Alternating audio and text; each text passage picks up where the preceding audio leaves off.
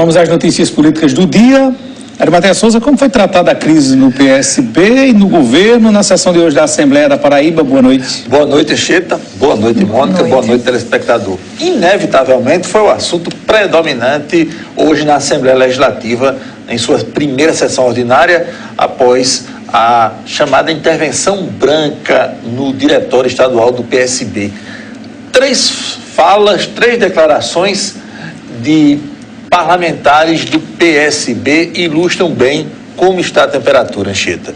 Primeira dessas falas de Estela Bezerra. Ela disse que, numa referência ao governador João Azevedo e com ressalvas aos colegiados, a assessoria mais próxima de João Azevedo, Estela disse: dizem quem andas e te direi quem és, em relação ao entorno do governador João Azevedo, que, segundo ela, tem adubado essa crise dentro do seu partido, do PSB. Estela também entende que não há por que haver esse distanciamento, uma vez que João e Ricardo comungam de projetos similares do ponto de vista administrativo. A deputada Cida Ramos declarou na Assembleia que, inegavelmente, existe uma torcida dentro do seu próprio partido, do PSB, para que se consolide esse rompimento entre João Azevedo e Ricardo Coutinho. É bom lembrar que Cida e Estela, nos capítulos anteriores dessa novela, foram 2 protagonistas renovadamente das cobranças, no sentido de que a direção do partido fosse entregue a Ricardo Coutinho a partir da renúncia do então presidente Edivaldo Rosas, mesmo esse então presidente tendo mandato a cumprir no PSB até outubro do próximo ano.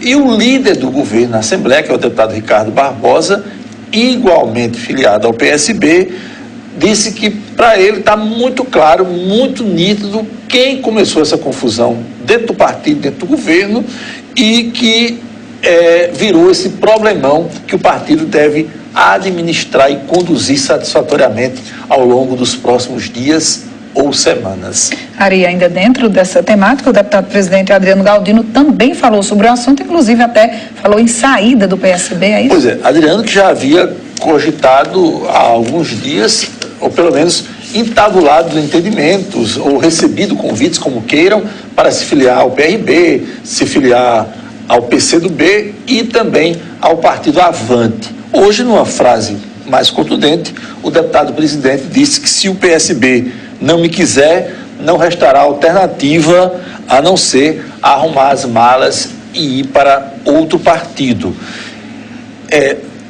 O sentimento nos bastidores, ninguém verbaliza isso, mas a gente sente nas conversas, nas entrelinhas, é de que muito pouco provável uma reunificação do PSB na Paraíba.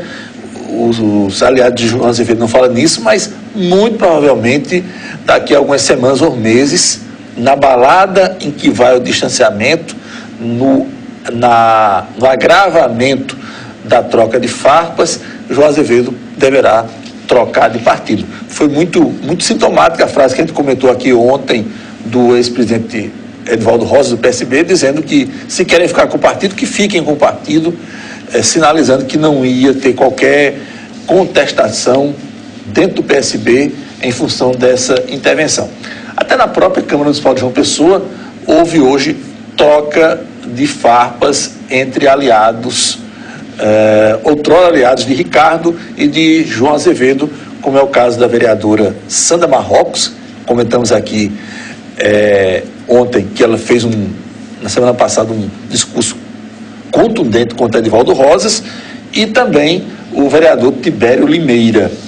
Mas como o problema não é privilégio do PSB na Paraíba, hoje a cidade de Patos teve a terceira sucessão abreviada, ou de outra maneira, o terceiro prefeito que assumiu aquela municipalidade ao longo dos últimos meses também abdicou dessa postulação. Dando nome aos bois, o prefeito eleito nas urnas foi Dinaldo Filho, PSDB, que foi afastado por conta da apuração de irregularidades. O vice-prefeito que assumiu, o Dinaldo Vanderlei, do PSDB, como eu disse, o vice-prefeito Bonifácio Rocha, do PPS, que atualmente se chama Cidadania, pediu para afastamento do cargo, assumiu o presidente da Câmara, que era o vereador Salles Júnior, do PRB. E esse presidente da Câmara, Salles Júnior, renunciou hoje à presidência da Câmara Municipal de Patos. Ele não renunciou ao mandato, renunciou à presidência da Câmara. Como o presidente da Câmara estava respondendo interinamente pela Prefeitura de Patos, em renunciando à presidência da Câmara, automaticamente ele deixava, como deixou, a Prefeitura de Patos. E alegou pressão política e também limitações orçamentárias. A Câmara Municipal de Patos marcou para esta quinta-feira a eleição do seu novo presidente, sabendo que quem foi eleito presidente da Câmara de Patos na quinta-feira, automaticamente será ungido à condição de prefeito na cidade de Patos. É bom lembrar que, Anchieta, Mônica e telespectadores, do ponto de vista legal, em situações extremas, a legislação permite uma intervenção por parte do governo do Estado em municípios. Talvez a situação de Patos seja tão complicada que há de se cogitar essa medida extrema que é, ou que seria, uma intervenção por parte do governo estadual. Pois é, situação complicada mesmo. Bem, vamos agora a Brasília saber o que acontece por lá, os bastidores da capital federal. Anchieta, boa noite a você, boa noite a Arimatea Souza, Mônica Vitor e ao nosso telespectador. Nesta noite de terça-feira, a alegria de voltar aqui direto de Brasília. Repercussão imensa nesse final de tarde aqui em Brasília, da medida provisória enviada pelo presidente Jair Bolsonaro, que de certa forma extingue o COAF, passando a condição de dependência junto ao Banco Central. Há uma reação imediata, há uma reunião inclusive neste momento dos líderes partidários para tratar deste assunto. E hoje, na residência oficial do presidente do Senado, Jair Alcolumbre, foi realizada uma reunião da Frente Parlamentar Mista, senadores e deputados do Norte, Nordeste e do Centro-Oeste. A busca por investimentos para os estados dessa região e compensações de percas financeiras nos últimos anos. Vários projetos envolvendo aí a questão da Lei Candir, a questão dos repasses dos recursos do pré-sal, entre outros temas. Quem representou a Paraíba foi a vice-governadora Lígia Feliciano e ela falou à reportagem do Itararé Notícias.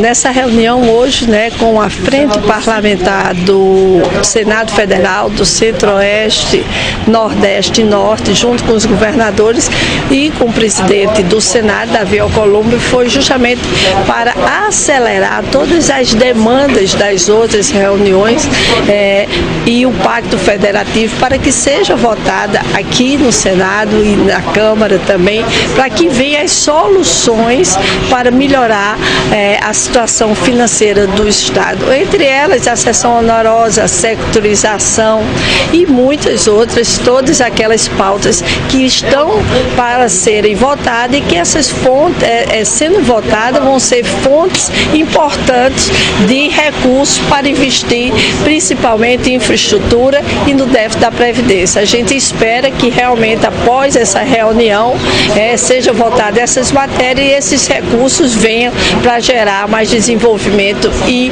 emprego em nosso Estado. Hoje também aqui no Senado o debate da reforma da Previdência na Comissão de Constituição e Justiça. De Brasília, Napoleão de Castro, para o Itararé Notícias.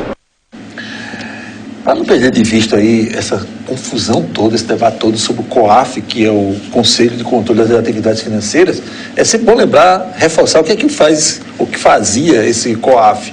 Ele monitorava todas as movimentações financeiras junto às instituições financeiras de todo o país, os bancos, por assim dizer, e quando havia alguma movimentação atípica, essa movimentação era comunicada aos órgãos responsáveis, no caso, a Receita Federal, para que ela e a própria Federação dos Bancos, para que avaliassem o que aconteceu, uma vez que aquele movimento foi atípico naquela conta.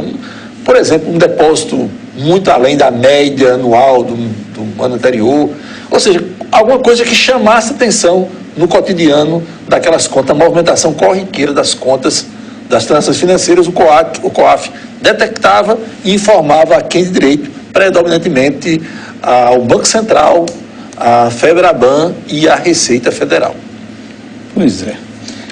2 destaques nacionais rápidos. Saiu hoje a oficialização, já havíamos comentado isso aqui na semana passada, mas hoje saiu o anúncio oficial. A Caixa Econômica lançou um novo crédito imobiliário que vai ser regulado pela inflação, o IPCA, o Índice de Preço do Consumidor Ampliado, traduzindo em miúdos a inflação do país, um dos principais indicadores da inflação, mais uma taxa que vai variar, a taxa de administração de 2,95% a 4,5% aproximadamente ao ano. É uma redução muito substancial em relação às taxas cobradas para financiamento da casa própria atualmente, que variam aí de 8,5%, 9% até 11,5%. Só que um detalhe importante: essa taxa é muito atrativa desde que a inflação permaneça sob controle no país. Até onde a vista alcança aí, isso está assegurado, mas é sempre bom lembrar que financiamentos imobiliários são financiamentos, via de regra, de longo prazo. Então, é sempre bom, aconselhável que essa nova linha de crédito seja acoplada, quando de alguma operação de crédito, a algum tipo de seguro que preveja a amortização das prestações em caso de descontrole inflacionário. Isso faz toda a diferença. Pois é. E para fechar, uma notícia muito boa, não para Campina Grande, mas 5 cidades da Paraíba, mas boa para 216 municípios do estado, muitos dos quais nos assistem agora. A ANEEL, que é a Agência Nacional de Energia Elétrica, anunciou agora há pouco que os consumidores, usuários, como queiram, da Energisa Paraíba, é a área de atuação da antiga Saelpa, 216 cidades da Paraíba, 1.400 clientes da Energisa, 1 milhão, melhor dizendo, 400 mil clientes da Energisa, vão ter uma redução de 4,87% no preço da energia que pagam mensalmente, na tarifa de energia, isso por conta da amortização de alguns dos empréstimos que foram feitos no governo Dilma Rousseff. Esses empréstimos foram feitos para reduzir em 20% naquele momento a conta de energia, e isso acabou virando uma grande conta, uma bilionária conta, um empréstimo bilionário que aos poucos vai sendo amortizado pelos consumidores de todo o Brasil. Mais uma etapa desse empréstimo, em termos dessa área de atuação Energisa Paraíba e de 5 outros estados, já foi quitado, e aí a conta vai baixar em 4,87%. Ela fez a conta para a gente pagar naquela época, né? Pois é. E agora, quando você falou uma notícia muito boa, eu pensei que era uma redução grande, 4%. Isso deve dar uns R$2 na conta de cada um, mas... Olha, para quem só anuncia aumento, redução de 4,87% é um número bastante expressivo, até porque, se a gente tomar por parâmetro a inflação do ano passado, foi de 3,80%. Sim, sem dúvida. Hoje tem Ideia Livre aqui na TV Itararé. No centro do debate, o economista Érico Miranda. O programa começa às 10h15 da noite, logo após o Jornal da Cultura. E a pauta de matéria? Fotografia de momento, como é que está essa crise, que a gente não vê sinais de arrefecimento, de retomada do crescimento econômico, e até onde é possível traçar alguns cenários, como é que vamos chegar ao Natal, na balada que vamos na economia nacional. Boa noite, Ari. Boa noite.